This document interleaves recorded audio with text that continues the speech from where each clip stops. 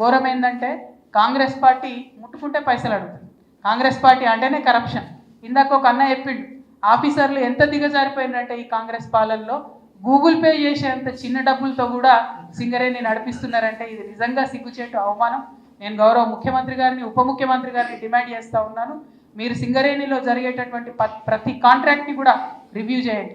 నేను కౌన్సిల్లో ఎమ్మెల్సీగా ఉన్నప్పుడు, ఇప్పుడంటే రిజైన్ చేసినాం, ఎమ్మెల్సీగా ఉన్నప్పుడు కౌన్సిల్లో కూడా నేను అడిగిన, జైపూర్ పవర్ ప్లాంట్లో కేసీఆర్ గారు దిగిపోయినప్పటికీ ఇప్పటికీ ఎట్లా 3-4 వేల కోట్లు పెరుగుతుంది అని అడిగినాం.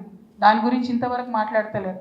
మీరు మాట్లాడకపోతే, ముఖ్యమంత్రి గారు, డిప్యూటీ సీఎం గారు మీరు దృష్టి పెట్టకపోతే ఖచ్చితంగా అవసరం అనుకుంటే సెంట్రల్ విజిలెన్స్ కమిటీకో, అవసరమంటే సిబిఐకో మేమే కంప్లైంట్ చేస్తాం తప్ప కరప్షన్ సింగరేణిలో సహించమని కూడా ఈ సందర్భంగా మేము హెచ్చరిక చేస్తా ఉన్నాం.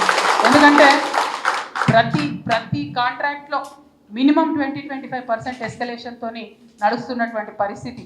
మాకున్నటువంటి సమాచారం, మా రియాజ్ అన్న సమాచారం తప్పుండదు, మాకున్నటువంటి సమాచారం ఇస్మే సీదా 10% సర్కార్కో జారా. మరి అది లేదు అని నిరూపించుకోవాలంటే మాత్రం ముఖ్యమంత్రి గారు, డిప్యూటీ సీఎం గారు కూడా మరి సింగరేణిలో జరుగుతున్నటువంటి ప్రతి కాంట్రాక్ట్ని కూడా రివ్యూ చేయాలని చెప్పి నేను డిమాండ్ చేస్తూ ఉన్నాను.